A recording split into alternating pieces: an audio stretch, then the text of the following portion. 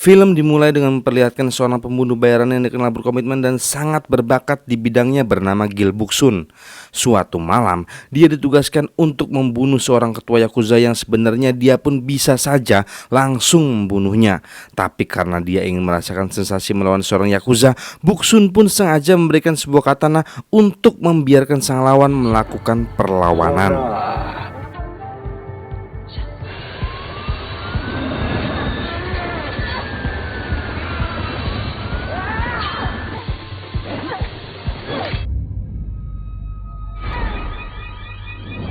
Hebatnya Boksun memiliki kemampuan kecerdasan di atas rata-rata, yang mana dia mampu memprediksi setiap langkah dan tindakan yang akan terjadi di masa depan. Sehingga ketika dia melihat dirinya tak memiliki kesempatan untuk menang, ia pun langsung memilih cara lain yang sebenarnya bisa ia lakukan dari tadi.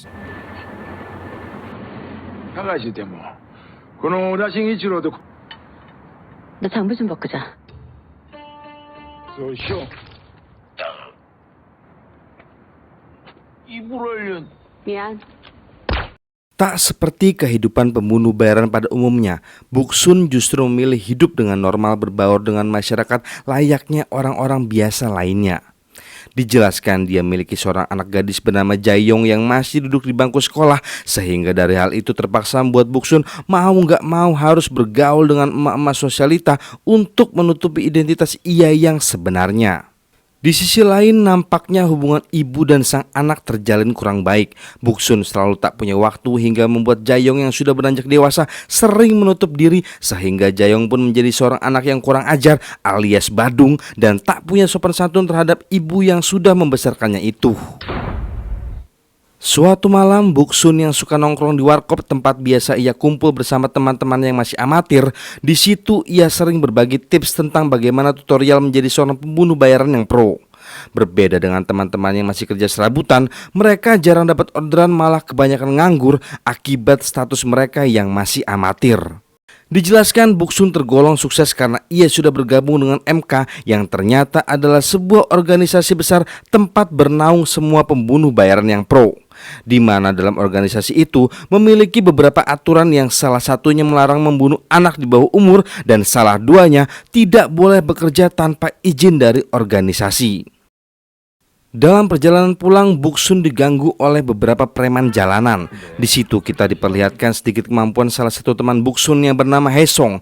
Meski sebenarnya Boksun juga bisa menangani sendiri, akan tetapi sebagai teman sekaligus lelaki sejati, Haesong pun merasa perlu untuk membantunya. Keesokan harinya, Boksun mendapat panggilan tugas dari kantor MK, yaitu organisasi yang menaungi para pembunuh profesional. Namun saat mau naik lift, ia diminta oleh direktur perusahaan bernama Min Hee untuk melihat pertunjukan anak-anak magang yang sudah dilatih secara profesional agar bisa menjadi pembunuh bayaran di masa depan. Dijelaskan selain menaungi para pembunuh bayaran, kantor MK juga mencari dan mendidik generasi-generasi baru untuk dijadikan penerus. Di situ Boksun lalu diperkenalkan kepada seorang anak perempuan yang cukup berbakat untuk menjadi seorang pro assassin yang bernama Young Ji.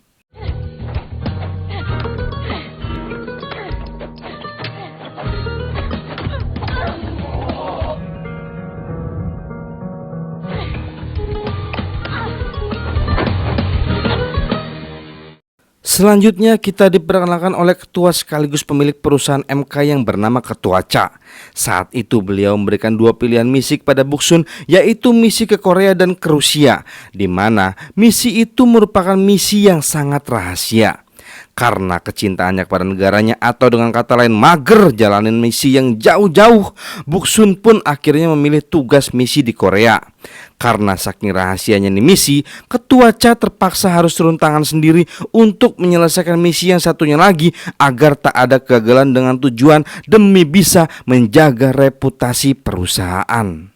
Besoknya waktu di sekolah, Jaeyong si bocah badung yang gak lama ditinggal kerja sudah mencuri perhatian Boksun dengan membuat masalah di sekolahnya. Oleh karena itu, Boksun jadi dipanggil untuk menemui kepala sekolah akibat ulahnya Jaeyong yang sudah menusuk leher salah satu temannya menggunakan gunting. Mendengar hal itu, Boksun mendadak merasa khawatir kalau Jaeyong kemungkinan memiliki insting pembunuh dalam dirinya sama seperti apa yang dialami Boksun dahulu.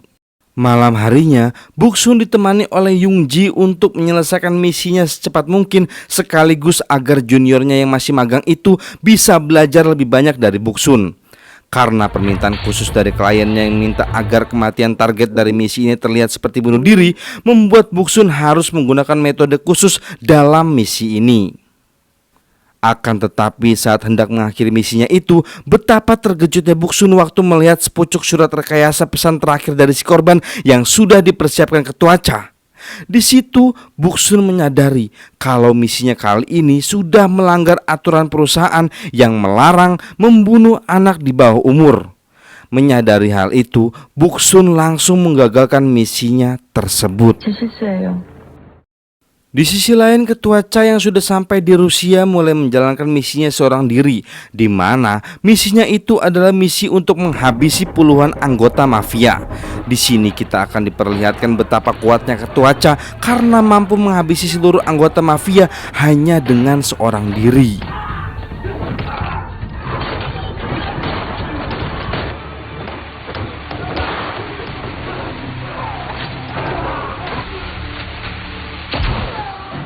계약 기간은 내가 정해. Mendengar laporan Buksun gagal menjalankan misinya, Min Hee yang berhubungan langsung dengan klien dan bertugas mengatur semua orderan masuk merasa curiga dengan tindakan Buksun yang seperti sengaja menggagalkan misi itu. Karena tindakan tersebut sesuai aturan yang ditetapkan oleh perusahaan, barang siapa yang dengan sengaja menggagalkan misinya tanpa izin akan mendapat konsekuensi, yaitu dikeluarkan dari keanggotaan, dan yang paling parahnya lagi, ia akan menjadi buronan untuk dieksekusi oleh para pembunuh bayaran lainnya. Akan tetapi Ketua Cha yang sepertinya memiliki perasaan khusus terhadap Buksun malah jadi galau. Diceritakan dahulu waktu Ketua Cha pertama kali bertemu Buksun, ia mendapatkan misi untuk membunuh ayah Buksun, di mana saat itu mendadak Buksun tiba-tiba muncul ketika sang ayah hampir dieksekusi. Karena tak ingin misinya gagal, terpaksa Ketua Cha harus mengeksekusi keduanya. Namun ketika melihat luka memar di leher Buksun yang ternyata disebabkan oleh perbuatan ayahnya yang sering menyiksa gadis imut tersebut, dari hal itu akhirnya membuat Ketua Cha berhenti sejenak. Lalu tanpa diduga, Buksun yang melihat ada kesempatan untuk membunuh sang ayah, tanpa ragu ia langsung menghabisi ayahnya tersebut di depan mata Ketua Cha. Melihat kebrutalan Buksun yang saat itu masih imut dengan hiasan senyum yang menawan, membuat Ketua Cha langsung jatuh hati kepadanya. Oleh karena itu, perasaan itulah Ketua Cha akhirnya memilih untuk tidak menjalankan prosedur tersebut, meski kesalahan yang Buksun perbuat sudah membuat perusahaan menjadi rugi. Suatu hari sewaktu di rumah, Buksun dikejutkan oleh pernyataan Jaeyong yang mana di situ dia mengatakan dengan jujur bahwa alasan sesungguhnya kenapa Jaeyong menusuk teman sekolahnya adalah karena temannya itu mengancam Jaeyong akan menyebarluaskan foto Jaeyong bersama teman sesama perempuannya yang sedang berciuman. Untungnya jantung Buksun tetap kokoh berdenyut di dalam dada setelah mengetahui bahwa anak perempuan yang sangat dia sayangi itu bukan cuma badung, ternyata ia juga penyuka sesama jenis. Pusing dengan kelakuan putrinya itu, Buksun kemudian pergi ke warkop langganan bersama juniornya untuk minum soju, arak dan sejenisnya demi bisa melepaskan penat di dalam kepalanya. Tak lama muncullah teman-teman yang terlihat sangat senang karena Haesung sekarang sudah resmi menjadi anggota dari MK dan baru saja menyelesaikan tugas pertamanya, yaitu membunuh anak di bawah umur yang sebelumnya misi tersebut gagal dieksekusi dengan baik oleh Buksun. Saat itu Buksun merasa curiga dengan maksud dan tujuan MK merekrut Haesung secara tiba-tiba. Ia melihat sesuatu yang aneh karena tak mungkin bocah sekelas Haesung bisa diterima begitu saja oleh MK yang sudah pasti intinya di situ ada batu di balik udang. Dan benar saja, ketika Haesung menerima telepon dari Min Hee yang minta untuk meloudspeakerkan handphonenya, di situ dengan terang-terangan Min Hee menawarkan pekerjaan kepada semua teman-teman Buksun, yaitu barang siapa yang mampu membunuh Buksun akan secara resmi bergabung untuk diangkat menjadi anggota MK. Namun karena persahabatan mereka yang sudah terjalin kuat selama bertahun-tahun tidak mungkin akan goyah hanya karena masalah uang, dan sudah pasti mereka semua akan menolak tawaran tersebut untuk lebih memilih persahabatan. Akan tetapi itu semua bohong, dan nyatanya seluruh teman-temannya malah tak bisa menolak tawaran yang begitu menggiurkan tersebut, hingga akhirnya mereka langsung menyerang Buksun secara bergiliran.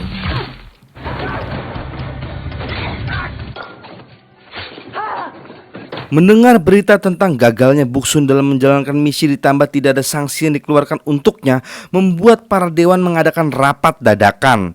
Mereka semua mulai curiga kepada MK karena dianggap tidak tegas dan terasa seperti ada yang disembunyikan. Di sisi lain, para dewan mulai khawatir kalau kejadian ini nantinya akan berdampak buruk bagi keberlangsungan bisnis tersebut.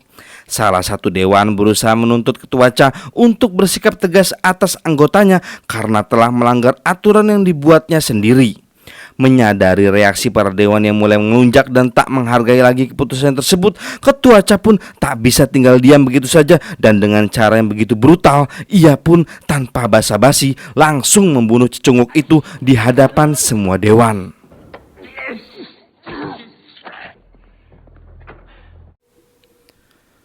Di sisi lain, Buksun pergi menemui Min-hee untuk mengklarifikasi tentang apa maksud dan tujuannya melibatkan teman-temannya dalam masalah ini. Akan tetapi, bukan permintaan maaf yang didengar. Min-hee justru memberitahu kabar yang lebih mengejutkan lagi, bahwa ternyata Ketua Cha telah membunuh juniornya akibat kegagalan misi mereka kemarin. Tanpa ragu, saat Min-hee minta Buksun untuk menandatangani kontrak kerja barunya, ia pun langsung membunuhnya dengan hanya menggunakan pulpen. Karena masalah ini sudah semakin kacau, Ketua Cha pun terpaksa harus mengambil keputusan untuk menghabisi Buksun dengan tangannya sendiri. Karena jika tidak, maka para dewan yang sudah mengetahui masalah ini akan menganggap Ketua Cha lemah dan tidak tegas sebagai seorang pemimpin. Singkat cerita, akhirnya mereka berdua pun bertemu di mana saat sedang ngobrol sebentar sebelum gelut, sebuah rahasia pun terungkap bahwa ternyata ayah dari anak badung kesayangannya itu adalah hasil dari hubungan spesial mereka berdua di masa lalu saat pergi berwisata ke Oyo. Sehingga di situ membuat mereka berdua menjadi dilema jika harus saling membunuh satu sama lain. Karena kalau Ketua Cha mati, Buksun akan otomatis menjadi janda, dan apabila Buksun mati, maka Jae-yong akan hidup sebatang kara tanpa seorang ibu di sisinya. Seperti biasa, sebelum bertarung, Buksun menggunakan kecerdasannya untuk menganalisa dan memprediksi setiap langkah-langkah yang akan dihadapi saat bertarung melawan Ketua Cha. Namun dari semua langkah yang ada, tidak ada satupun cara yang dapat membuatnya berhasil mengalahkan Ketua Cha. Setelah merenung sejenak, akhirnya Buksun menyadari kalau satu-satunya kelemahan Ketua Cha yang tidak ada satupun diketahui oleh orang lain, yaitu ia tak akan tega membunuh wanita yang ia cintai. 너 언제부터였어요? This guy's in love with me. I'm glad.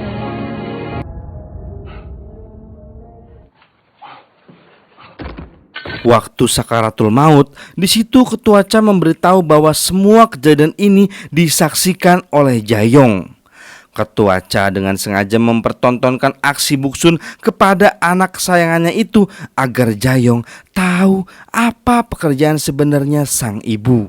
Akhirnya, kini rahasia yang disembunyikan oleh Buksun telah terbongkar, atau ibarat peribahasa mah, sepandai-pandainya tupai jatuh pasti akan lompat juga. Buksun yang merasa sangat panik dan ketakutan dengan kondisi anak kesayangannya itu, setelah mengetahui hal barusan, langsung pergi tanpa sempat menyaksikan sakaratul maut Ketua Cha berlangsung. Dalam perjalanan pulang, ia hanya bisa menangis. Buksun takut Jae-yong yang sudah tahu keburukannya tersebut pasti tak akan pernah mau memaafkannya, apalagi menganggap ia sebagai seorang ibu. Sesampainya di rumah, kekhawatiran Buksun justru tidak terjadi, dan ia malah dikejutkan dengan reaksi Jae-yong yang mengatakan kepadanya berupa sebuah kalimat yang tak akan pernah kita bisa sangka sebelumnya. Intinya, hanya anak dengan tingkat kebadungan tinggi yang bisa mengatakan kata-kata tersebut. 수고했어. Mendengar itu, seketika kecemasan dan kekhawatiran Buksun pun hilang. Dia akhirnya lega karena Jae-yong bisa menerima keburukannya dan tetap mau menganggap Buksun sebagai ibunya. tamat. Ending yang cukup membadungkan.